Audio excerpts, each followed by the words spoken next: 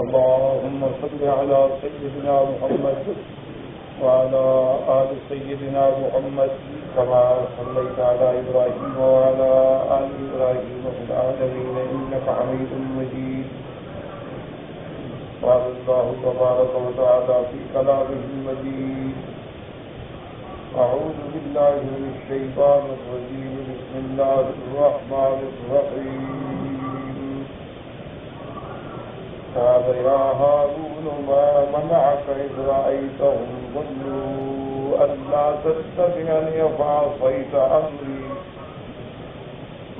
قال يا ابن أم لا تأخذ بلحيتي ولا برأسي إني خشيت أن تقول فرقت بين بني إسرائيل ولم ترقب قولي.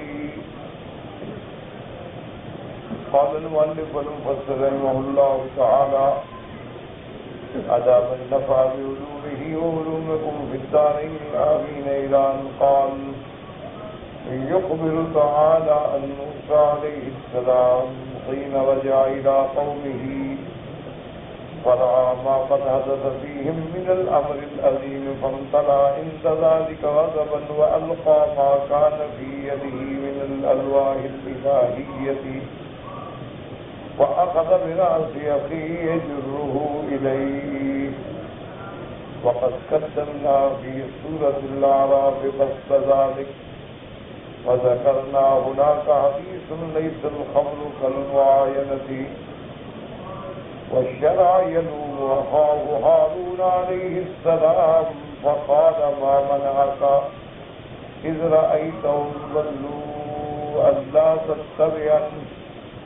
اب اللہ تبارک و تعالیٰ نے ان آیات مقدس میں خبر دیتے ہیں موسیٰ علیہ السلام کے بارے میں کہ حین رجع الی قومہ، جب آپ اپنی قوم کی طرف واپس آئے، فرآ ما قد حدث فیہم، اور آپ نے آ کر دیکھا کہ قوم میں ایک بہت بڑی مصیبت میں مبتلا ہو گئے ہیں کہ قوم نے بت پرستی شروع کر دی، ایک بچڑے کو نعوذ باللہ اپنا دیوتا بنا دیا. فامتلأ عند ذلك غضبا، حضرت موسیٰ علیہ السلام غصے میں بھر گئے تو اللہ کی توحید کے لیے شدید غصے میں آ گئے. آپ کو خبر تو پہلے اللہ نے دے دی کہ انا قد فتنا قومک من قبل من بعدک وعد اللہم الصابرین، لیکن جب آنکھوں سے دیکھا کہ میری قوم جن کو اتنے بڑے معجزات و آیات کا ملاحظہ ہو چکا ہے ایک بچڑے کی پوجا کر رہے ہیں تو بالکل غصے میں بھر گئے، اور آپ کے ہاتھوں مبارک میں جو اللہ نے تورات کی لکھی ہوئی تختیاں مبارک عطا فرمائی وہ بھی آپ نے گرا دی. وَأَخَذَ بِرَأْسِ أَخِيهِ يَجُرُّهُ إِلَيْهِ، اور اپنے بھائی کے بالوں کو پکڑ کے کھینچا. یہ سارا کام جو ہے دراصل غصے میں ہوا، غضب میں ہوا. شدت غضب میں انسان سے ایسی باتیں ہوتی ہیں، اور خاص طور پہ غضب بھی اللہ کے لیے ہو، کیونکہ انبیاء کی تو شان یہی ہوتی ہے، بلکہ ہر مومن کی یہ شان ہے کہ الحب للہ والبغض للہ، کہ محبت بھی اللہ کے لیے اور بغض بھی اللہ کے لیے. اسی لیے ایک حدیث مبارک میں آتا ہے: من اعطى للہ ومنع للہ، جو شخص کسی کو دے تو اللہ کے لیے اور کسی سے روکے تو بھی اللہ کے لیے. اسی طرح سے احب للہ وابغض للہ، محبت کرے تو اللہ کے لیے اور بغض رکھے تو اللہ کے لیے. تو یہ وہ بندہ ہے جو کامل ایمان ہے. اور پھر انبیاء اور رسولوں سے بڑے ایمان والا کون ہو سکتا ہے؟ تو اس لیے سیدنا موسیٰ علیہ السلام غصے میں آئے. اور اس سے یہ بھی واضح ہوا کہ پیغمبر اللہ کے تمام پیغمبر، تمام انبیاء، تمام رسول جو ہیں وہ انسان ہیں. تو انسانوں کو جیسے غصہ آتا ہے غصہ نبی کو بھی آتا ہے. اسی لیے ایک حدیث مبارک میں ہے میرے آقا نے فرمایا: انما انا بشر، آپ نے فرمایا میں ایک بشر ہوں. انسا کما تنسون واغضب کما تغضبون، میں بھولتا ہوں جیسے تم بھولتے ہو، اور مجھے بھی غصہ آتا ہے جیسے تمہیں غصہ آتا ہے. حضور اقبال نے فرمایا میں بھی تو بشر ہوں، میں بھی تو انسان ہوں، میں بھی تو ابن عبداللہ ہوں، میں بھی بھول جاتا ہوں، مجھے بھی غصہ آتا ہے۔ تو اس لیے پیغمبر ان کو غصہ آتا ہے، پیغمبر بھول بھی سکتے ہیں، یہ چیزیں شان نبوت کے خلاف نہیں ہے۔ اب فصل رحمت اللہ علیہ فرماتے ہیں کہ سورۃ الاعراف میں مفصل تمام قصہ حضرت موسیٰ علیہ السلام اور حضرت ہارون کا میں ذکر کر چکا ہوں، اور اسی طرح وہاں میں نے وہ حدیث بھی ذکر کر دی ہے، نہیں سر خبر کالمعاینۃ، ایک ہے بندے کو خبر ملے، ایک ہے آنکھوں سے دیکھیں، تو آنکھوں سے دیکھنے سے حالات جو ہے لازمی بات ہے کہ وہ اور چیز۔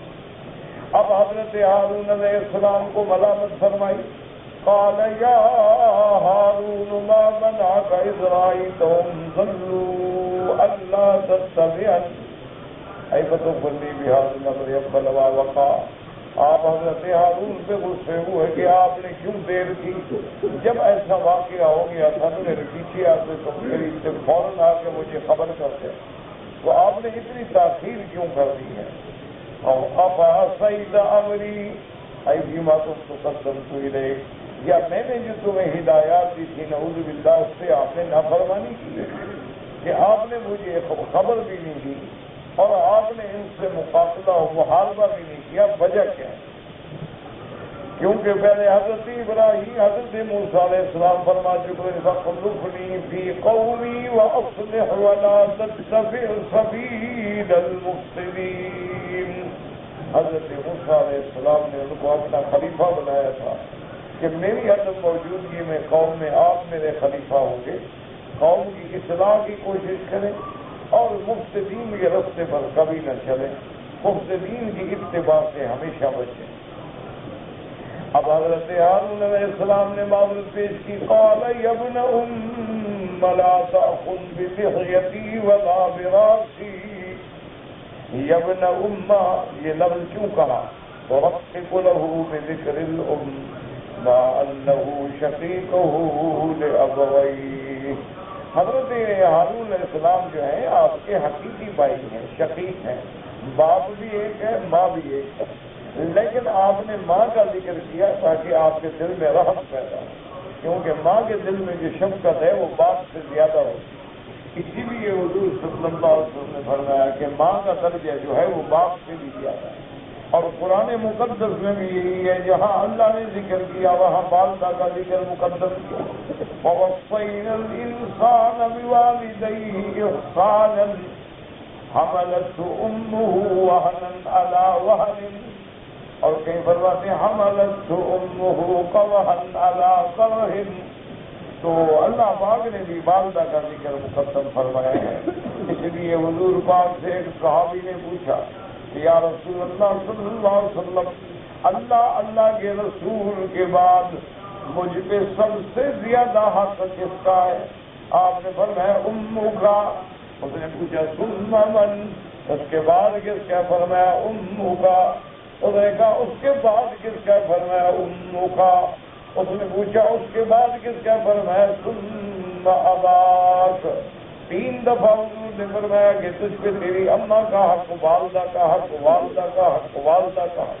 4تھی دفعہ فرمایا کہ تجھ پر تیرے باپ کا بھی حق ہے۔ اسی لیے علماء نے فرمایا کہ چونکہ والدہ کو 3 مراحل سے گزرنا پڑتا ہے، 3 مشقتیں اٹھانی پڑتی ہیں کہ حمل کی مشقت، ولادت کی مشقت، رضاعت کی مشقت، تو جب اس کی مشقت زیادہ ہے تو رافت بھی زیادہ ہے، شفقت بھی زیادہ ہے اور حق بھی زیادہ ہے۔ اس لیے یہ ایک صحیح اور نفس مسئلہ ہے کہ والدین کا بہت بڑا حق ہے۔ اللہ نے اپنے حق کے بعد فرمایا وَاعْبُدُوا اللَّهَ وَلَا تُشْرِكُوا بِهِ شَيْئًا وَبِالْوَالِدَيْنِ إِحْسَانًا۔ حالانکہ اللہ کے بعد تو رسول کا ذکر ہوتا ہے، لیکن اللہ نے اپنے ذکر کے بعد والدین کا ذکر فرمایا کہ والدین سے بھلائی کرو، اور پھر والدین میں والدہ کا حق جو ہے وہ سب سے زیادہ ہے، کیونکہ والدہ نے پیٹ میں اٹھایا ہے۔ والدہ نے ولادت کے مراحل جو ہے وہ ایک موت اور حیات کی کشمکش ہے، اس سے گزری ہے، اور اس کے بعد پھر رضاعت کے مراحل سے گزری ہے، تو اس لیے اللہ نے اس لیے حضرت ہارون نے بھی ابا کا نام دیا، ورنہ حضرت ہارون اور حضرت موسیٰ علیہ السلام نے شقیق ہیں، یعنی ماں بھی ایک ہے باپ بھی ایک ہے، لیکن فرمایا یا ابن ام لا تاخذ بلحیتی ولا براسی، تاکہ حضرت موسیٰ کے دل میں نرمی پیدا ہو، رحمت پیدا ہو۔ لأن ذکر الام ہاہنا ارق وابلغ فی الحلو والعطف، یہ موقع تھا کہ یہاں والدہ کا ذکر جو ہے وہ زیادہ رحمت دلانے والا ہے، زیادہ شفقت دلانے والا ہے۔ وَلِهَذَا قَالَ يَا ابْنَ أُمَّ لَا تَأْخُذْ بِلِحْيَتِي وَلَا بِرَأْسِي، هذا اعتذار من هارون عند موسى عليهم السلام في سبب تأخره عنه حيث لم يلحقه فيخبره بما كان من هذا الخطب الجسيم۔ اب اللہ تبارک و تعالیٰ کے پیغمبر حضرت ہارون علیہ السلام نے عذر پیش کیا کہ حضرت میں نے آپ کے حکم کی مخالفت نہیں کی، نہ میں نے غفلت کی ہے، اصل بات یہ تھی کہ انی خشیت ان تقول فرقت بین بنی اسرائیل ولم ترقب قولی، میں اس بات سے ڈر گیا کہ اگر میں آتا ہوں ان کو اکیلا چھوڑتا ہوں پھر بھی خطرہ، اگر میں ان سے لڑائی لڑوں پھر بھی خطرہ، اگر میں اپنے ساتھی لے کے الگ ہو جاؤں پھر بھی تفریق ہوگی، اس لیے میں نے صبر کیا، حالات کو اللہ پہ چھوڑ دیا کہ موسیٰ علیہ السلام آئیں گے تو پھر دیکھا جائے، اس لیے میں نے آپ کی خدمت میں فوراً اطلاع نہیں کی۔ انی خشیت یعنی ان اتبعک فاخبرک بہذا فتقول لی لم ترکتهم وحدهم وفرقت بینهم، اگر میں ان کو چھوڑ کے آپ کی خدمت میں آتا اور آپ کہتے کہ آپ نے قوم کو کیوں چھوڑا تم وہاں کیوں نہیں رہے، تو اب ہر حال میں میرے لیے مشکل ہو گئی۔ وَلَمْ تَرْقُبْ قَوْلِي وَمَا رَأَيْتَ مَا أَمَرْتُكَ بِهِ اسْتَخْلَفْتُكَ فِيهِمْ، یعنی تم نے میرے حکم کا پورا نہیں کیا، میں نے آپ کو خلیفہ بنایا، آپ قوم کو چھوڑ کے کیوں آ گئے؟ تو حضرت میں چھوڑوں تو مشکل، نہ چھوڑوں تو مشکل، مقابلہ کروں تو مشکل، نہ مقابلہ کروں تو مشکل، اس لیے میں نے صبر کیا، ورنہ میں نے کوئی کوتاہی نہیں کی۔ قال ابن عباس وقال هارون هائبا مطيعا له، حضرت ابن عباس فرماتی ہیں کہ حضرت ہارون جو تھے ان کے دل میں حضرت موسیٰ کی بڑی ہیبت تھی، بڑی عظمت تھی، اور حضرت موسیٰ علیہ السلام کی بڑی فرما برداری تھی، حالانکہ عمر میں بڑے ہیں لیکن اللہ نے شان میں سیدنا موسیٰ علیہ السلام کو بڑا بنایا، کیونکہ آپ رسول اللہ ہیں، آپ کلیم اللہ ہیں، آپ اولو العزم من الرسل ہیں، تو اس لیے ہارون علیہ السلام کے دل میں آپ کی بڑی حیثیت۔ اب جب اس بات کو ختم کر لیا تو اب سامری کی طرف متوجہ، قال فما خطبك يا صامری، قال بصرت بما لم يبصروا به فقبضت قبضة من اثر الرسول فنبذتها وكذلك سولت لي نفسي، قال فاذهب فإن لك في الحياة أن تقول لا مساس وإن لك موعدا لن تخلفه فانظر إلى إلهك الذي ظلت عليه عاكفا لنحرقنه ثم لننسفنه في اليم نسفا إنما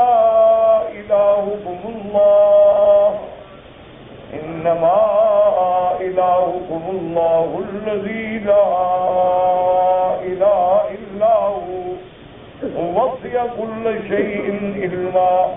يقول موسیٰ علیہ السلام للسامری، اب موسیٰ علیہ السلام نے سامری کو خطاب کیا، فرمایا ما حملك على ما صنعت، تمہیں کس چیز نے ابھارا یہ کام تم نے کر ڈالا؟ وَمَا الَّذِي أَرَدَكَ حَتَّى فَعَلْتَ مَا فَعَلْتَ، کیا تمہیں ایسا مشکل پیش آ گئی کہ تم نے اتنا بڑا گناہ کیا ہے کہ لاکھوں آدمیوں کو شرک میں مبتلا کر دیا؟ اور یہ بات یاد رکھیں کہ کسی آدمی کی تربیت کرنا مشکل ہوتا ہے، کسی آدمی کو خراب کرنا تو بڑا آسان ہوتا ہے، اسی لیے جیسے کسی مکان کی تعمیر بہت مشکل ہوتی ہے، لیکن کسی مکان کی تقریب جو ہے وہ تو بڑی آسان ہے، توڑنا ہو تو کتنی دیر لگے، لیکن بنانا ہو تو سال ہر سال لگ جائے۔ اس لیے قوموں کی تربیت کرنا، اولاد کی تربیت کرنا، طلباء کی تربیت کرنا، متعلقین کی تربیت کرنا یہ بہت بڑا مشکل کام ہے، لیکن ان کو بگاڑنا ہو تو 1 منٹ لگتا ہے۔ آپ دیکھیں نا کہ ایک بچڑے نے ہاؤ ہاؤ شروع کی، آواز دی اور سب دنیا شرک میں مبتلا ہو گئی۔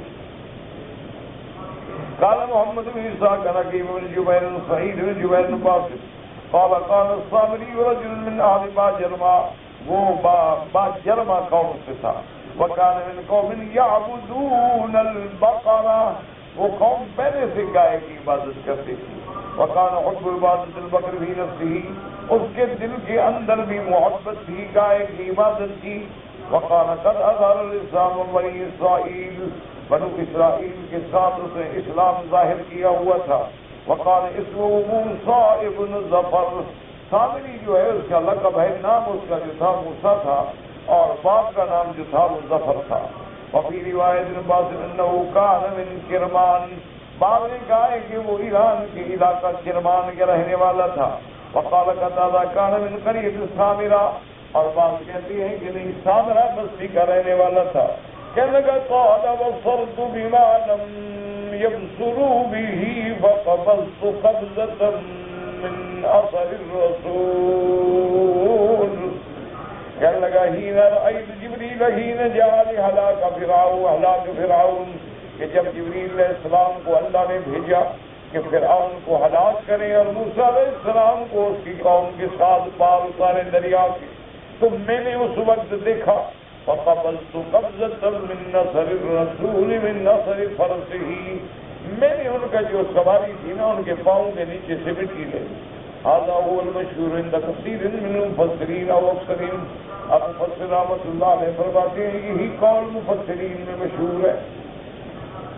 وقال ابن ابي حاتم الرضا محمد بن عمار بن الحارث قال اخبرني عبيد الله بن موسى قال اخبرنا اسرائيل بن سديد بن ابي عمر بن علي رضي الله تعالى عنه قال ان جبريل عليه السلام لما نزل فصعد بموسى عليه السلام الى السماء بصر بالسامري من بين الناس وقبض قبضة من اثر الفرس، قال محمد بن موسى عليه السلام خلق السماء عن باب السماء السائل وكتب الله الألواح وهو يسمع صرير الأقلام في الألواح، فلما أغلن قوم قد خذوا من بعد قال موسى وأخذ الإجل فأهرقه۔ ایک روایت میں یہ بھی آتا ہے کہ حضرت علی رضی اللہ تعالیٰ عنہ فرماتی ہے کہ جبریل علیہ السلام جب آسمان سے اترے اور موسیٰ علیہ السلام کو لے کے آسمان کی طرف گئے، بصر بالسامری، سامری نے دیکھ لیا، لوگ نہ دیکھ سکے، فقبض قبضة من اثر الفرس، حضرت جبریل کی سواری کے پاؤں سے مٹی لے لی۔ کہتے ہیں کہ حضرت جبریل علیہ السلام نے موسیٰ علیہ السلام کو اپنے پیچھے بٹھلایا، جب آسمانوں کے قریب پہنچ گئے اور اللہ تبارک و تعالیٰ کے حکم سے حضرت موسیٰ علیہ السلام کے لیے وہ تختیاں تورات کی لکھی گئی، وَهُوَ يَسْمَعُ صَرِيرَ الْأَقْلَامِ، اور وہ سن رہے تھے قلموں کی گھساٹ کی آواز بھی۔ فلما اخبرہ، اب اللہ نے خبر دی کہ آپ کی قوم جو ہے وہ بہت بڑے فتنے میں مبتلا ہو گئی۔ موسیٰ علیہ السلام وہاں سے واپس آئے اور آ کے اس بچڑے کو جلا دیا، لیکن یہ واقعہ بالکل غیر صحیح ہے، روایت غریب ہے، ناقابل اعتبار ہے، کیونکہ اللہ تبارک و تعالیٰ نے موسیٰ علیہ السلام کو طور پہ بلایا تھا، نہ کہ آسمانوں پہ بلایا تھا۔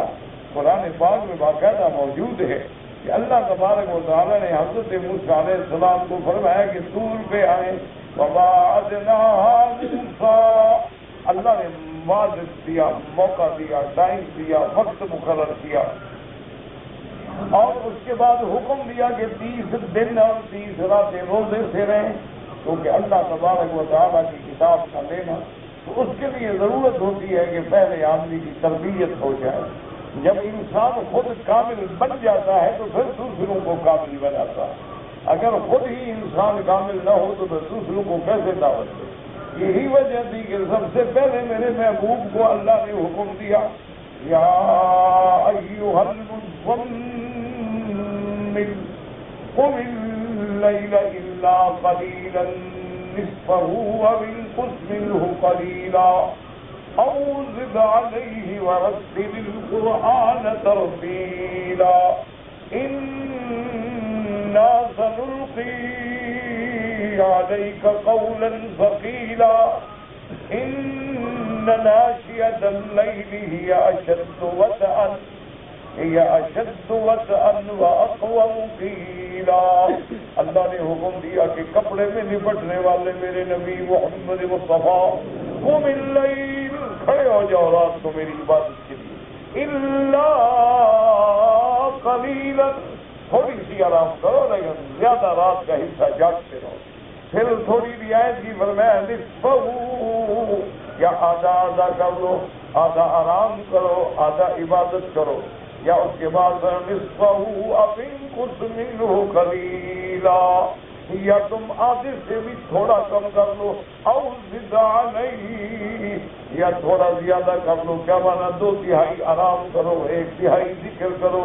اور میری عبادت میں جب قرآن پڑھو تو رتل القرآن ترتیلا، قرآن کو بنا کے سوار کے پڑھو، کیونکہ قرآن جب سوار کے پڑھا جاتا ہے اس میں شوق سے پڑھا جاتا ہے، اللہ کا کلام دلوں میں اثر کر دیتا ہے. اس لیے حدیث مبارک میں ہے کہ میرے آقا گزرے حضرت ابی موسیٰ اشعری رضی اللہ تعالیٰ عنہ تہجد میں قرآن پڑھ رہے، حضور صلی اللہ علیہ وسلم کھڑے ہو کے سنتے رہے. صبح کو جب ابی موسیٰ آئے تو آپ نے فرمایا تجھے مبارک ہو ماشاءاللہ، انک اوتیت من مزامیر آل داؤد، اللہ نے تمہیں حضرت داؤد علیہ السلام کے حسن صوت سے حصہ دیا ہے. میں نے رات تیرا قرآن سنا، کتنا خوبصورت تم پڑھ رہے. اور نے کہا یا رسول اللہ کاش مجھے پتا ہوتا کہ آج صاحب قرآن میرا قرآن سن رہا ہے، لحضرتہ تحبیرا، اگر حضور مجھے پتا ہوتا کہ آقا سن رہے ہیں تو میں سنوار دیتا قرآن کو. میں تو ویسے پڑھ رہا تھا حضور، مجھے تو خیال نہیں تھا کہ سننے والا محمد مصطفیٰ. اللہ اکبر. اور وہ کیا مقام ہوگا جب قیامت میں اللہ قاری القرآن کو حکم دیں گے اقرا، قاری پڑھو، اب اپنے اللہ کو سناؤ، اور پڑھتے بھی جاؤ اور اپنے مدارج پہ سیڑھیوں کو اپنے درجے بھی طے کر کے چڑھتے بھی جاؤ. تو اس لیے اللہ نے حافظ قرآن کی بڑی شان رکھی ہے. لیکن دعا کریں کہ ہمیں اللہ قرآن پہ عمل کرنے کی توفیق. یہ نہیں ہوتا کہ صرف حافظ قرآن ہو اور قرآن کا مخالف ہو، اس کے پھر پڑھنے کا کیا فائدہ ہے، یاد کرنے کا کیا، وہ تو اس کے لیے وبال بن جائے گا. اس لیے حضور نے فرمایا رب قاری القرآن یقرأ القرآن والقرآن یلعنہ. حضور نے فرمایا کہ بہت سارے لوگ ایسے ہیں جو قرآن پڑھتے ہیں لیکن قرآن ان کو لعنت کرتا ہے. صحابہ نے پوچھا حضور قرآن پڑھنے میں کیا ہے؟ فرمایا ہاں، قرآن پڑھ کے مخالفت کرتے ہیں، قرآن پڑھ کے جھوٹ بولتے ہیں، قرآن پڑھ کے زنا کرتے ہیں، قرآن پڑھ کے چوریاں کرتے ہیں، قرآن پڑھ کے ظلم کرتے ہیں، قرآن پڑھ کے فساد کرتے ہیں. تو اللہ کا قرآن کہتا ہے لعنت اللہ علی الظالمین، لعنت اللہ علی الکاذبین. تو قرآن تو لعنت کر رہا ہے. اسی لیے حضور نے فرمایا کہ یہ ایسی کتاب ہے جس کے بارے میں اللہ نے خود فرمایا یضل بہ کثیرا ویہدی بہ کثیرا. قرآن ایک ایسی چیز ہے کہ بعض اسی کی وجہ سے گمراہ ہو جائیں گے اور بعض اسی کی وجہ سے ہدایت پا جائیں. اسی لیے ایک آقا نے حدیث میں فرمایا من ابتغى الہدی من غیرہ اضلہ اللہ، جو اللہ کے قرآن کو چھوڑ کے کسی اور کتاب سے رستہ پوچھے اللہ اس کو گمراہ کر دیتے ہیں. اسی لیے حضور نے فرمایا ان اللہ یرفع بہذا الکتاب، یرفع بہذا الکتاب اقواما ویضع بہا آخرین. اللہ کتنے لوگ ہیں جن کو قرآن کی وجہ سے سر بلند کر دیں گے اور کتنے لوگ ہیں جن کو قرآن کی مخالفت کی وجہ سے اللہ زمین پہ ڈال دیں گے. اس لیے ہمیشہ یاد رکھیں کہ قرآن کا بڑا شان ہے، حافظ قرآن کا بڑا شان ہے، لیکن وہ قرآن پہ عمل کرنے والا ہو. اگر قرآن پر عمل نہ ہو تو پھر تو وہی مثال ہے جیسے اللہ نے قرآن میں فرمایا ہے کہ کمثل الحمار یحمل اسفارا، جیسے کسی گدھا پہ کتابیں لاد دو تو گدھا کو کیا فرق پڑتا ہے؟ اس پر کتابیں لا دو یا اینٹیں لا دو، اس کا پر تو بوجھ ہے، وہ فائدہ تھوڑا اٹھا سکتی ہے۔ اس لیے آپ نے فرمایا حضرت موسیٰ علیہ السلام، یہ روایت جو ہے بالکل غریب ہے، قرآن نے واضح کر دیا ہے کہ آپ کو طور پہ بلایا گیا، فَأَتْمَمْنَاهَا بِعَشَرٍ فَتَمَّ مِيقَاتُ رَبِّهِ 40 لَيْلَةً۔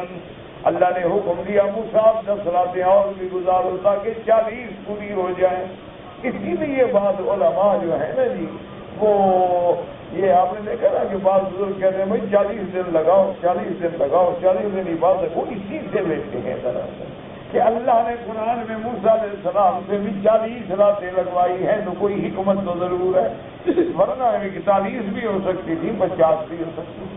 اس لیے اور بعض علماء فرماتی ہیں کہ 40 حدیثیں، جیسے حدیث میں ہیں کہ جو بندہ 40 حدیثیں یاد کر لے، اللہ قیامت میں اس کو علماء کے ناموں سے علماء کی صف میں کھڑا کریں گے، تو وہاں بھی 40 حدیثوں کا حکم ہے۔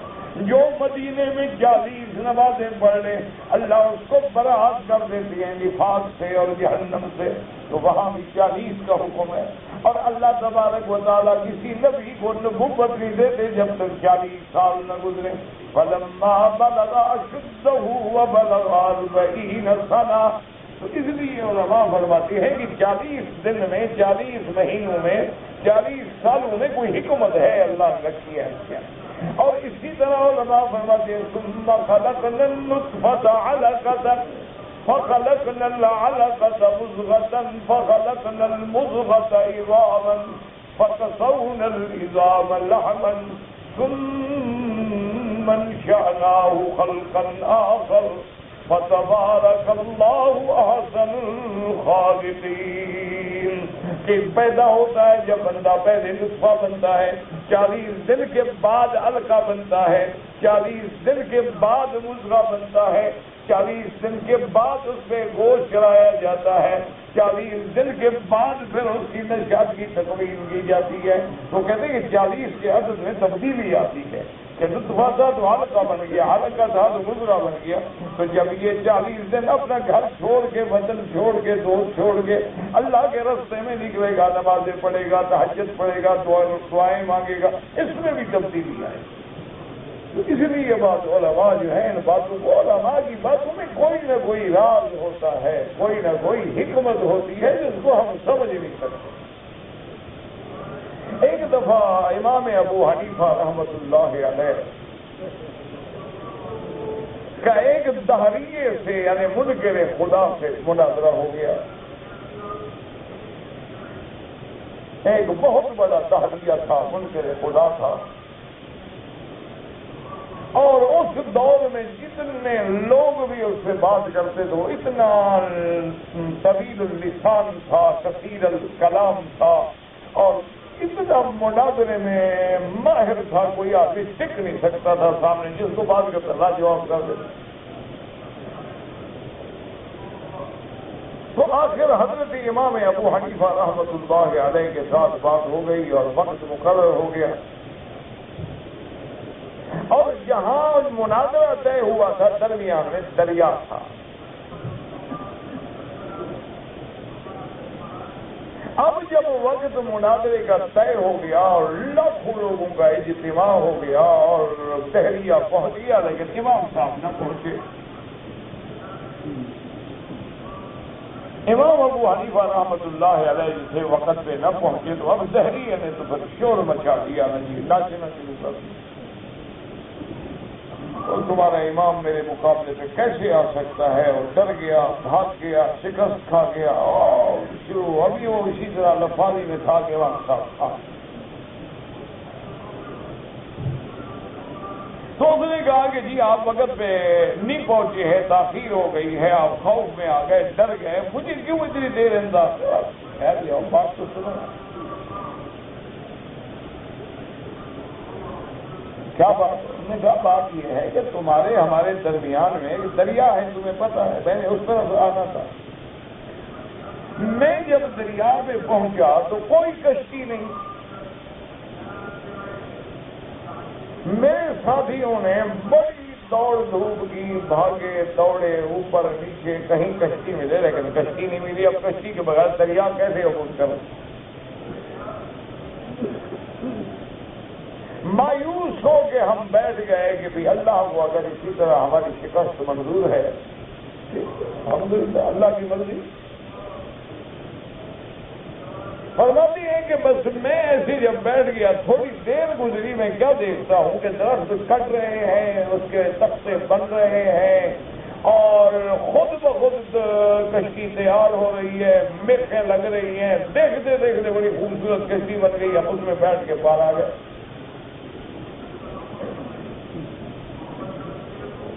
وہ اس نے جناب بڑا ہنسی سے مزاق نے کہا امام صاحب اتنے بڑے آدمی ہو کر کیا بات کر رہے، ایسے درخت کٹ گئے، بھٹے بن گئے، اور کشتی بن گئی اور میخیں لگ گئی اور آپ بیٹھ گئے آ گئے، کیسے ہو سکتا ہے؟ انہوں نے کہا کشتی نہیں بن سکتی، اتنا بڑا عالم بغیر خدا کے بدبخت بن سکتا ہے؟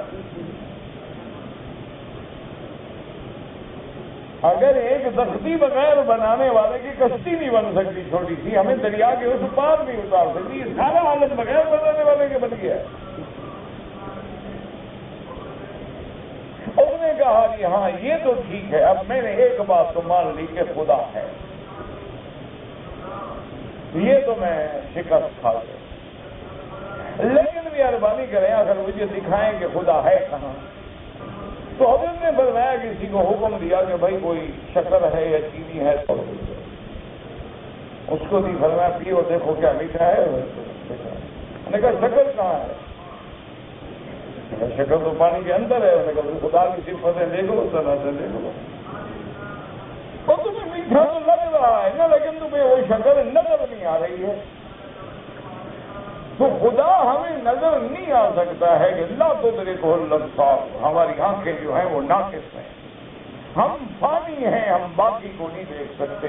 لیکن جب قیامت کا دن آئے گا تو تمام مومنین کو اللہ اپنا دیدار کرائیں گے.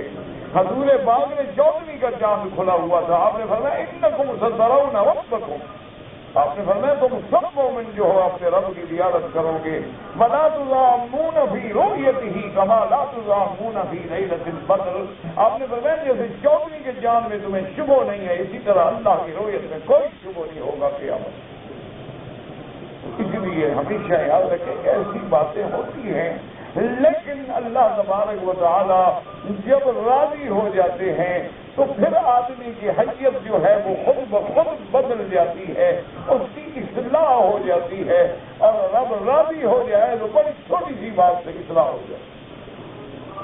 اس لیے بعض بزرگوں کی جو باتیں ہوتی ہیں نا، اس لیے علماء نے لکھا ہے کہ اگر کسی بزرگ کی بات سمجھ نہ آئے تو خاموش ہو جاؤ، اس علم کے ماہر کے پاس لے جاؤ کہ جی یہ کیا لکھا ہے ہمیں سمجھ نہیں آ رہا.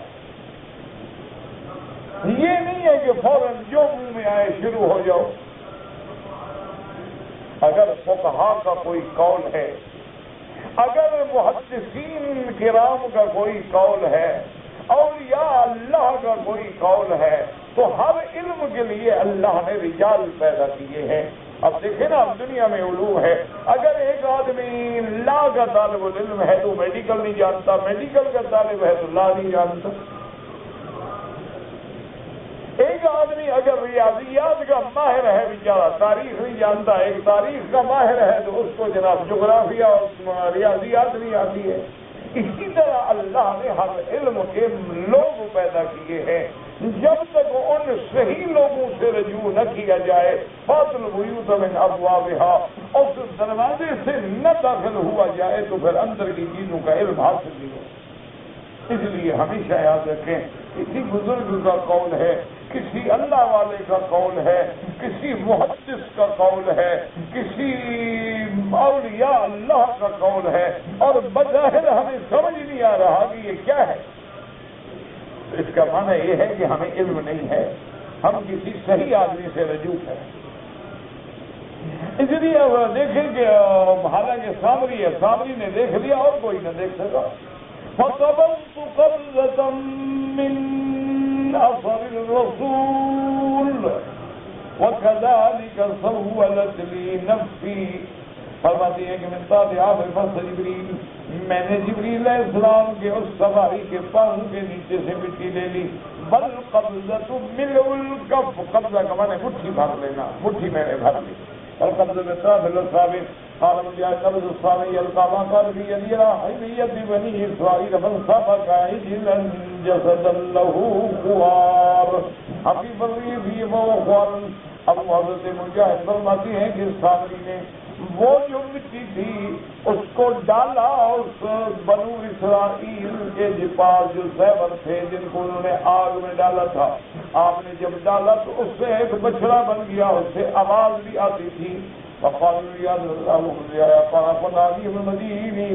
قال حدثنا يزيد بن زريع قال حدثنا مالك قال حدثنا الصامي قال الرسول قال قابله انك ان خزن زياد فخزن فالكتاب كان متروك فكان. ایک روایت میں یہ بھی آتا ہے کہ سامری نے جب حضرت جبریل کو دیکھا تھا تو اس کے دل میں خیال آ گیا کہ یہ اللہ کا فرشتہ ہے، اس کے پاؤں کی مٹی لے کہ میں جس چیز پہ ڈالوں گا کہوں گا ہو جا تو ہو جائے گی.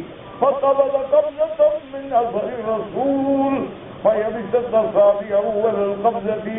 اب کہتی ہیں کہ اس نے وہ ایک مٹھی باندھ لی لیکن اس کی مٹھی وہی بند ہو گئی. فلما ذهب موسى للميقات وقال بنو اسرائيل قد صاروا لآل فرعون. جب موسیٰ علیہ السلام اپنے وعدے پہ اللہ کے حکم پہ تشریف لے گئے، بنو اسرائیل نے چونکہ زیور مانگے تھے آل فرعون سے، فقال له الصابرین انما اصابكم من زیاد الحدید وجمعوا انہوں نے جمع کیا فاوقدوا علیہ پھر آگ جلائی فذابا فراء الصابری فالقى في روعه انك لو قدرت هذه القبض بيد كنت تكون فقال فقبض القبض فقال كن فقال جنجس له خوار. جب سب زیور اکٹھے ہو کے آگ میں ڈالے گئے پگھل گئے تو اب اس نے وہ مٹھی میں جو مٹی تھی وہ ڈالی اور کہا کہ ہو جا بچڑا بن جا. وہ بچڑا بن گیا، اس سے آواز بھی آتی تھی. اب عمر بس کہنے لگا ھذا الہکم و الہ موسیٰ. اب کہنے لگا قوم کو کہ یہ ہمارا خدا ہے، ہمارا خدا تو ادھر ہے. موسیٰ علیہ السلام بھول گئے ادھر. اس کے بعد کہتے ہیں وَنَبَذْتُهَا أَلْقَيْتُهَا مَعَ مَنْ أَلْقَى وَكَذَلِكَ سَوَّلَتْ لِي نَفْسِي. حسن واجب آئزہ قال فاذهب فإن لك في الحياة أن تقول لا مساس. أي كما أخذت مصد والد لك أخذه مسنة رسوله وقبل في الدنيا أن تقول لا مساس. أي لا تماس الناس ولا يمسونك. اللہ کے پیغمبر نے کہا بدبخت جاؤ بھٹکتے پھرو ساری زندگی اور کہتے پھرو لا مساس. خیال کرو مجھے ہاتھ نہ لگانا، مجھے ہاتھ نہ لگانا. علماء فرماتی ہیں کیونکہ اس نے اس چیز کو ہاتھ لگایا جس کو اللہ نے ہاتھ لگانے کا حکم نہیں دیا تھا. اس نے چونکہ وہ مٹی اٹھائی جس کے اٹھانے کا حکم نہیں تھا. اللہ نے سزا بھی وہ دے دی کہ اب نہ تم کسی کو ہاتھ لگا سکو نہ کوئی تمہیں ہاتھ لگا سکے. کوئی بھی ہاتھ لگا تو اس کو بخار چل جاتا، اتنا شدید ہوتا تھا کہ مرنے لگتا تھا. اس لیے وَإِنَّ لَكَ مَوْعِدًا لَن تُخْلَفَ. اور اصل وعدہ تو قیامت والے دن کا ہے جس دن بدبخت تمہیں تمہارے شرک و کفر کا عذاب ملے گا.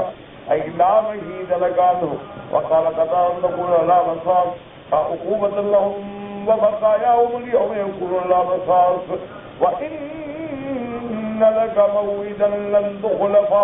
قَالَ الْحَسَنُ وَإِذَا لَمْ تَغِيبَ عَنْهُ. تم قیامت سے بھاگ نہیں سکتے. وَانظُرْ إِلَىٰ إِلَٰهِكَ الَّذِي ظَلْتَ عَلَيْهِ عَاكِفًا. وَانظُرْ إِلَىٰ إِلَٰهِكَ أَيْ مَعْبُودِكَ. جس کو تم نے اپنا خدا بنایا اس کو دیکھو میں کیا کرتا ہوں. اور جس پہ تم ساری زندگی سارا دن کھڑے رہے عبادت کے لیے. لَنُحَرِّكَنَّهُ ثُمَّ لَنَنْسِفَنَّهُ ثُمَّ لَنَنْسِفَنَّهُ فِي الْيَمِّ نَصْبًا. اب ہم تیرے اس معبود باطل کو جلائیں گے اور اس کی راکھ بنا کے دریا میں ڈال دیں گے کہ اس کی راکھ بھی نہ ملے کسی کو. قال الله يوسف موسى عليه المبارد والقاه على الناس کو پہلے انہوں نے یعنی کہتے ہیں رضا کیا، اس کے رضا کر کے آگ لگا کے جلا کے ڈال دیا. وقال كذا استحال اذن الظالم نحن ولمن فرقوا بالناس. اور بعض کہتی ہیں کہ وہ جب بچڑا بن گیا تھا تو سونا چاندی نہ رہا، بلکہ وہ واقعتاً بچڑا بن گیا تھا جیسے جانور ہوتا ہے، اس کو ذبح کر کے جلا کے پھینکا گیا.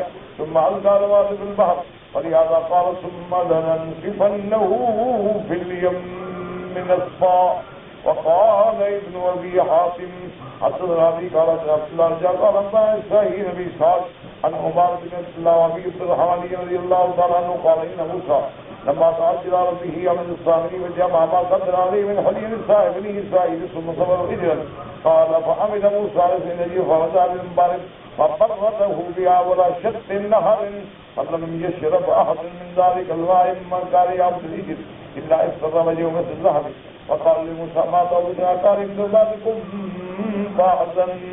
اب بعض روایات میں حضرت علی رضی اللہ تعالیٰ عنہ سے یہ روایت ہے کہ موسیٰ علیہ السلام جب اللہ تعالیٰ کے حکم پہ تشریف لے گئے تو سامری نے لوگوں کو جمع کیا، زیورات کو جمع کیا، اس سے پھر بچڑا بنایا، پھر ان کو کہا کہ یہی بچڑا جو ہے نعوذ باللہ خدا ہے. اب موسیٰ علیہ السلام جب آنے کے بعد آپ نے اس کو ریتی کے ساتھ رگڑ کے ریزا کر دیا اور اس کے بعد اس کو جلا دیا. اور آپ یہ دریا کے کنارے ایک نہر کے کنارے پہ تھے. اب کہتے ہیں فلم یہ صرف احد من الماء، اس جس کے اندر وہ اس کو ڈالا گیا تھا اس کا پانی جو پیتے تھے، ممن کان یعبد العجل، کہ جن لوگوں نے اس بچڑے کی عبادت کی تھی ان کا چہرہ جو ہے وہ پیلا ہو جاتا تھا. فقالوا لموسیٰ علیہ السلام ما توبتنا، کہ ہم اس گناہ سے اب کیسے بچیں، کیسے ہماری توبہ قبول ہوگی. اللہ نے حکم دیا تھا کہ توبہ قبول ہوگی لیکن ایک دوسرے کو قتل کرو. وهكذا قال السدي وقد تقدم في تفسير سورة البقرة ثم في حديث الفتون بس ذلك. سورة بقرہ میں بھی اور حدیث الفتون میں بھی تفصیل جو ہے وہ گزر چکی. واللہ اعلم. کہتے ہیں جی کہ وہ بچڑا جو جلایا تو وہ رات تو نہیں بنتی، تم جلا کے دیکھ لو بنتی ہے کہ نہیں.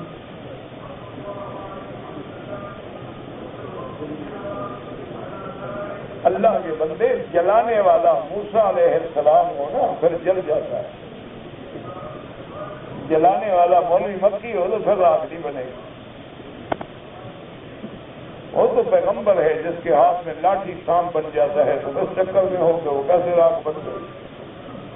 ہاں جی سوچا بھی تو کرو نا جلانے والا کون ہے. اللہ اکبر. اللہ فرمائے. بس ایک ذہن بنا لیا ہے کہ کچھ پوچھنا ہے. بس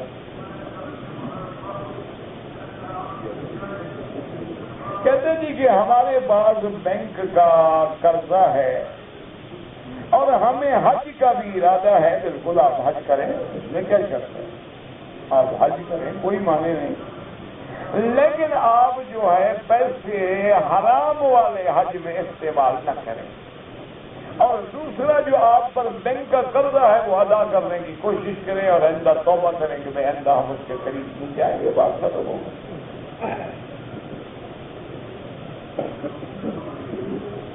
اگر بندہ والدین کی خدمت کرے اور پتہ نہیں کیا کرے، گناہ پھر بھی ہوتے ہیں. گناہ تو ہر بندے سے ہوتا ہے. کلنا خطاؤون وخیر الخطائین التوابون.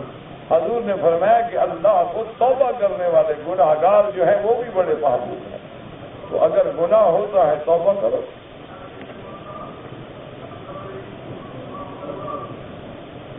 کہتے جی کہ نماز جنازہ میں جب ہم پڑھیں گے تو جل ثناؤہ ولا الہ غیرہ، ایک روایت میں یہ لفظ بھی موجود ہے.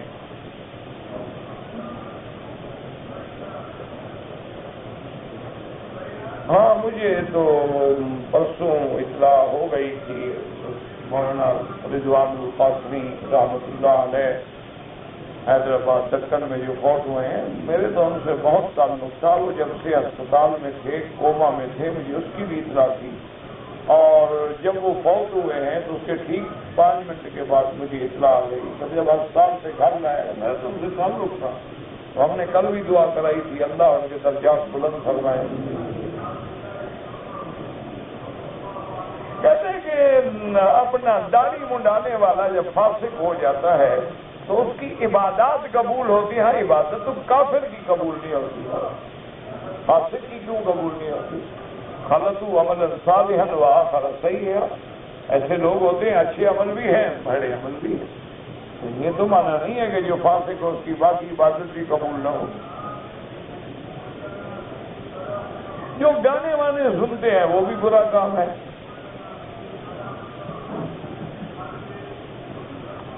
کہتے جی کہ عورت کو اگر ایام حیض ہوں تو کیا وہ حرم کے اندر آ سکتی ہے؟ تمہارے ملک میں جب حیض ہو تو مسجد میں جا سکتی ہے، تو اللہ کی مسجد اس سے بھی کم شان والی ہے. یعنی یہ تو ایک کامن سینس کی بات ہے کہ بھئی جب عورت ہمارے ملک میں بھی مسجد میں نہیں جا سکتی تو اللہ کی مسجد میں کیسے آ سکتی؟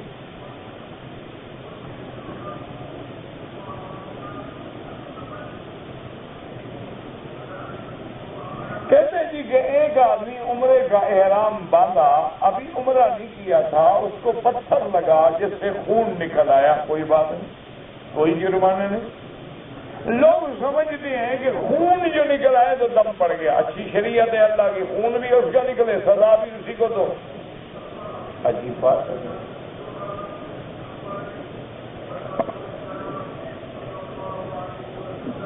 میرے والد بیمار ہیں، میں ان کے لیے عمرہ کرنا چاہتا ہوں. بالکل کریں. افضل تو یہ ہے کہ جب آپ مدینہ منورہ جائیں واپسی پہ میقات کا عمرہ کریں یا پھر مسجد عائشہ سے جیرانہ سے کریں.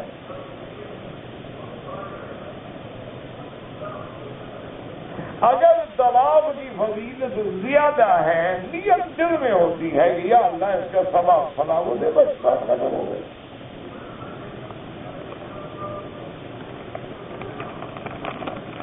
زبان سے تو ہم صرف یعنی یاد کرتے ہیں، استحضار ہے.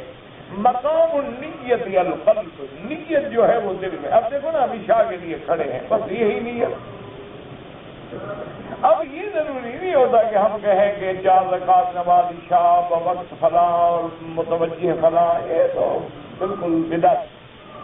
نیت جو ہے وہ دل میں ہے. ہاں اگر زبان سے کسی نے بطور استحضار کے یاد آ جائے کہ میں کیا پڑھ رہا ہوں، ورنہ نیت زبان سے نہیں ہوتی، نیت تو دل سے ہوتی. سکھتے صاحب کے 3 طریقے لکھے ہیں، سارے ٹھیک ہیں. لگانے والے مولوی اور تھوڑے ہیں کہ مجھے بھی اسی صف میں لے جانا چاہتے ہو زبردستی. دعا کرو اللہ مجھے بھی لڑانے سے بچائے اور مولویوں کو بھی بچائے. یہ امت حضور پہ بڑا مشکل وقت آ گیا ہے. یہ لڑانے کا زمانہ نہیں ہے کہ فروعی مسائل میں لوگوں کو لڑاؤ اور لوگوں کو الجھاؤ اور اپنی پارٹیاں بناؤ. یہ وقت ایسا آ گیا کہ ہم ہر چیز بھول کے واعتصموا بحبل اللہ جمیعا ولا تفرقوا واذکروا نعمت اللہ، کہ ہم اللہ کے دین کی رسی کو مضبوطی سے پکڑ لیں اور سارے جھگڑے بھول جائیں.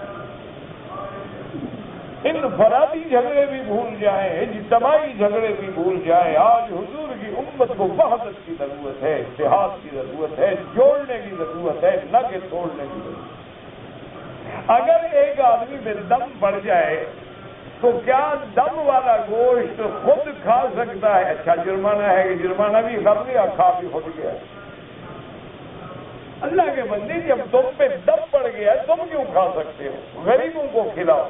یہ تھوڑا ہے کہ دم کا بکرا ذبح کر کے فریزر میں رکھ دو اور تھوڑا تھوڑا کھاتے رہو، 2 مہینے کھا لو. یہ اچھا مسئلہ ہے.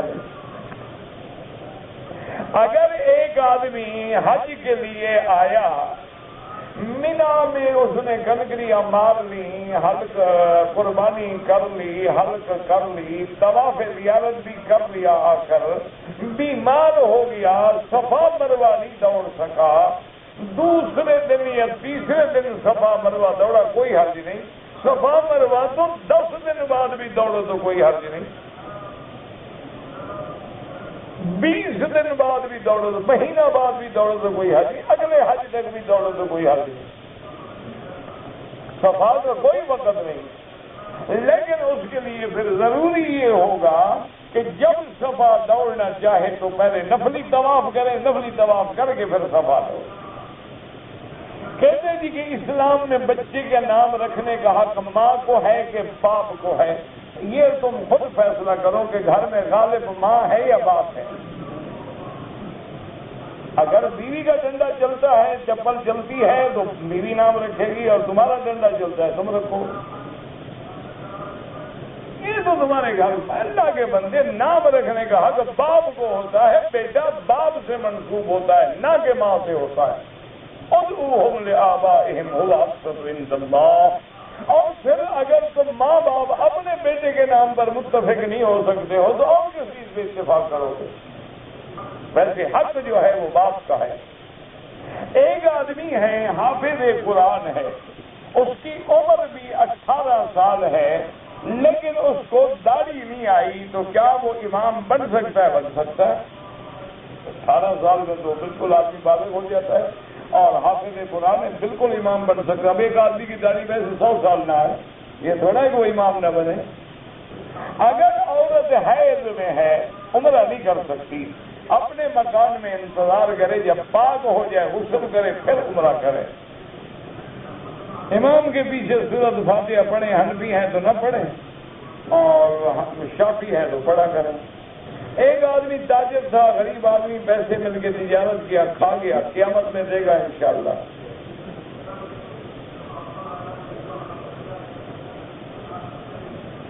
کہتے ہیں جی کہ سجدے میں دعا مانگنی کسی بھی زبان میں نہیں، بالکل نہیں، وہ دعا جو احادیث میں ہے۔ یہ نہیں کہ ہر آدمی سجدے کے اندر، نماز کے سجدے میں اور کسی زبان میں نہیں مانگ سکتا۔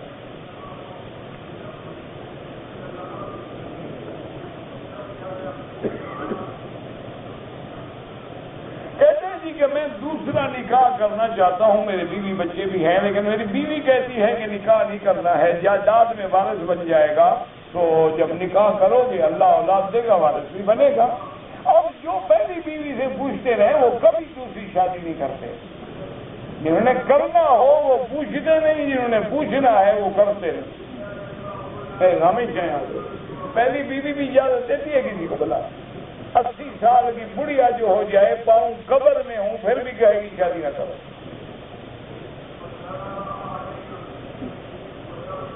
اللہ کے بندے کرنا ہے تو پوچھنے کا کیا ہے؟ کہتے ہیں جی کہ جماعت اسلامی والے جو دین کا کام کر رہے ہیں، تبلیغی جماعت والے جو بھی کر رہے ہیں، سارے سراخوں پہ، میں کسی سے نہیں لڑتا جھگڑتا بھائی، سیدھی بات۔ باقی رہ گیا غلطیاں ہر بندے میں ہوتی۔ اگر ہم باغ میں چلے جائیں صرف کانٹے ہی ڈھونڈتے رہیں تو پھر پھول نہیں ملیں گے۔ جہاں پھول ہوں گے وہاں کانٹے بھی ہوں، جہاں کانٹے ہوں گے وہاں پھول بھی ہوں۔ اس لیے بڑے بڑے علماء سے بڑی غلطیاں ہوئی، مودودی صاحب سے بڑی بڑی غلطیاں ہوئی ہیں، ان کے اپنا علماء جو تھے وہ ساتھ چھوڑ گئے۔ بڑے بڑے علماء، قداور علماء جو ان کے ساتھ تھے ابتدائی زندگی میں، سب کے سب چھوڑ گئے۔ تو کوئی ذاتی جھگڑا تو نہیں تھا، مسائل کی وجہ سے چھوڑ گئے تھے، لیکن فوت ہو گئے۔ اللہ ان کی قبر پہ رحمت کرے، انسان کسی کی برائی نہ کرے۔ لا تذکروا موتاکم الا بخیر۔ ہم نے بھی مرنا ہے، مرنے کے بعد کسی کی قبریں نہ ادھیڑا کرو، کسی کی برائیاں نہ کیا کرو۔ جماعت والے ہیں، دین جو بھی بندہ قاعدہ پڑھا رہا ہے، نماز کا کہہ رہا ہے، دین کی دعوت دے رہا ہے، سب دین کا کام کر رہے ہیں، اللہ قبول فرمائے۔ اور اگر ان میں کوئی غلطی ہے ان سے مل کے وہ غلطی دور کرنے کی کوشش کرو، نہ کہ دور بیٹھ کے پتھر مارو۔ میرا بھائی فوت ہو گیا ہے، اس کی بیوہ ہے، 2 بچیاں شادی شدہ ہیں، 4 بچے غیر شادی شدہ ہیں۔ شادی شدہ بچیاں معاشی طور پہ تنگ ہیں، وراثت میں حصہ مانگتی ہیں، چاہے تنگ نہ بھی ہوں ان کی وراثت ہے، دو ان کو۔ یہ کیا مطلب ہے؟ جب تمہارا بھائی فوت ہو گیا ہے تو بیوی کا کیا ہے؟ بیوی کا تو 8واں حصہ ہے، 8ویں حصے والی کہتی ہے سب کو حصہ نہ دو، عقل کی بات ہے۔ بالکل شریعت کے مطابق تقسیم کرو اور سب کو دو۔ تم اپنی قبر کیوں خراب کر رہے ہو اور بھائی کی قبر بھی خراب کر رہے ہو؟ کہتے ہیں جی کہ میں تراویح میں قرآن ہاتھ میں پکڑ کر جب امام پڑھے تو دیکھے نہیں، آپ قرآن سنے، ہمیں دیکھنے کا حکم تو نہیں۔ اللہ نے فرمایا اذا قرئ القرآن فاستمعوا له وانصتوا، سنو اور چپ رہو، یہ نہیں کہا کہ دیکھ کے پڑھتے رہو۔ اور تراویح میں جب اردو ترجمہ امام تلاوت کرے، تراویح میں تو تلاوت نہیں کرتے، البتہ بعض جگہ یہ رواج ہے کہ 4 رکعتوں میں جو قرآن پڑھا جاتا ہے عالم کھڑے ہو کے خلاصہ بیان کر دیتا ہے۔ اس وقت تمہاری مرضی، دیکھتے رہو، وہ قرآن تھوڑا پڑھا ہے، تو ترجمہ کر رہا ہے۔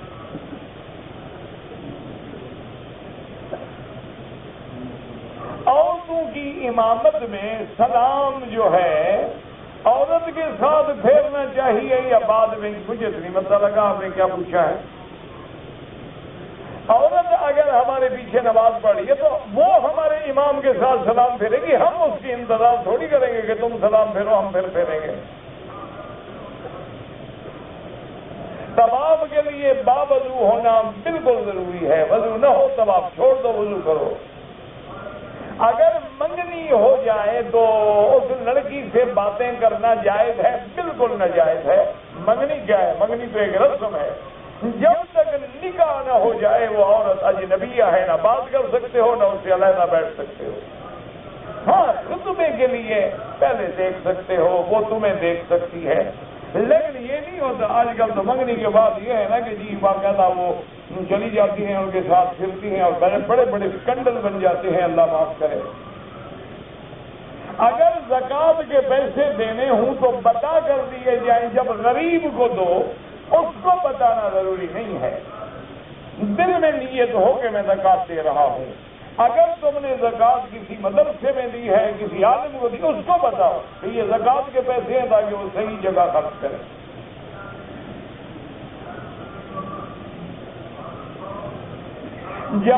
جنازے کی نماز میں کیا پڑھنا چاہیے؟ حنفی مسلک میں چونکہ جنازہ دعا ہے اور دعا میں پہلے حمد و ثنا ہے، اس کے بعد درود ہے اور پھر دعا ہے۔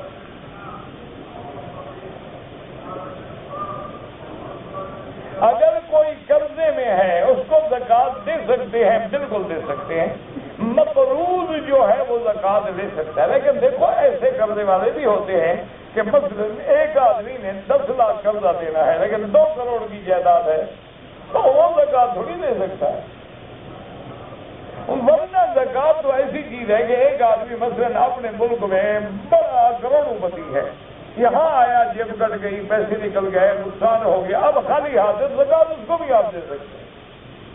اگر کسی کی داڑھی ایک مشت سے کم ہے تو کیا کریں؟ بڑھنے دے، کچھ نہ کرے، خود بخود پوری ہو جائے گی انشاءاللہ۔ کچھ کرنے کی ضرورت نہیں، بس کٹوائے نہیں، مہربانی کر کے اس کو معاف کر دے، بخش دے، رہنے دے، خود بخود ٹھیک ہو جائے گی۔ اگر عمرے والے بھی طواف الوداع کریں افضل ہے، واجب نہیں۔ تصویر بنوانا بغیر ضرورت کے حرام ہے۔ حرم کی حد جو ہے وہ لکھی ہوئی ہے، پورا مکہ ہے، ادھر جیلانہ ہے، ادھر تنعیم ہے، ہر جگہ لکھا، ادھر عرفات ہے۔ 1 لاکھ کا نماز سب میں ملتا ہے۔ کہتے کہ شادی کی پہلی رات مسنون عمل کیا ہے؟ پہلے تو شادی سنت ہے، اس کے بعد یہ ہے کہ 2 رکعت نماز پڑھ کے اللہ سے دعا مانگ۔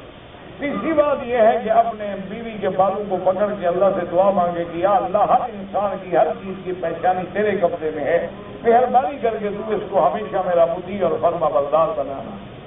بس اس کے بعد یہاں بیوی ہے، بات کریں ملیں، سب سنت ہے۔ کہتے ہیں جی کہ میں یہاں 2 سال کام کرنے کے لیے آیا ہوں، میری بیوی اپنے ملک میں ہے، اگر اس کو میری ضرورت محسوس ہو اور وہ گناہ کرے تو کس پہ ہوگا؟ آپ پہ ہوگا۔ یہ نہیں کہ وہ پاک صاف ہے، اس پہ بھی ہوگا، لیکن تمہاری ذمہ داری ہے کہ اگر بیوی جوان ہے، وہ اتنا زیادہ فاصلہ علیحدہ تم سے نہیں رہ سکتی تو نہ رکھو اس کو علیحدہ، تاکہ اسباب گناہ تم پیدا نہ کرو۔ زمزم اگر کھڑے ہو کے پیا جائے جائز ہے، زمزم بھی افضل ہے کہ بیٹھ کے پیا جائے، لیکن اگر کھڑے ہو کے پی لیں تو گناہ نہیں ہوگا۔ مدینہ منورہ میں 40 نمازیں اللہ سب کو نصیب کرے، لیکن کوئی نہ پڑھ سکے تو اس کی زیارت میں کوئی نقص نہیں آتا۔ اگر ایک آدمی وطر پڑھ لے اس کے بعد نفل پڑھے، بالکل پڑھتا رہے، یہ کہاں لکھا ہے کہ وطر نفل کیوں نہ پڑھے؟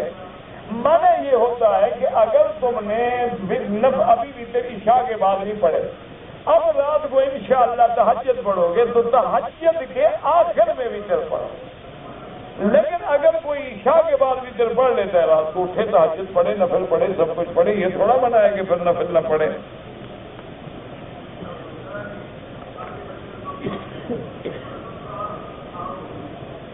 ہم ابہا سے آ رہے تھے، عمرے کا ارادہ تھا، احرام مسجد عائشہ سے باندھا، دم پڑ گئی، آپ کو میقات سے باندھنا چاہیے تھا۔ اگر آدمی کو احرام کی حالت میں بدن سے کوئی ایک آدھا بال ایسے نکل آیا، کچھ بھی نہیں ہوتا، سورۃ یاسین ایک دفعہ پڑھیں تو 10 دفعہ قرآن کا ثواب ملتا ہے، یہ تو کہیں نہیں ہے۔ میں ایک فیکٹری میں کام کرتا ہوں، اس کا مینیجر جو ہے وہ کافر ہے، قادیانی ہے، لیکن اگر میں سٹاف کو دعوت دوں گا تو صاف بات ہے کہ مجھے مینیجر کو بھی دعوت دینی ہوگی۔ دعوت تو کوئی بات نہیں، کافروں کو بھی دے سکتے ہو، اسے کیا ہے، کافر کے پاس کھا بھی سکتے ہو، کافر کو دعوت پہ بلا بھی سکتے ہو، کافروں سے لین دین بھی، لیکن کافر سمجھ کے کرنا۔ کہتے جی کہ مسجد عائشہ سے جو عمرہ کرتے ہیں، بالکل حضور نے بی بی عائشہ کو حکم دیا ہے، اور یہ بھی نہیں فرمایا کہ صرف تمہارے لیے ہے۔ اگر فرما دیتے کہ صرف آپ کے لیے ہے، مردوں کے لیے نہیں ہے، تو کوئی نہ کرتا۔ اگر ایک آدمی عمرے کے لیے آیا، حج کر کے جائے، اللہ قبول فرمائے، لیکن قانون دیکھ لو، اجازت ملے تو رہو۔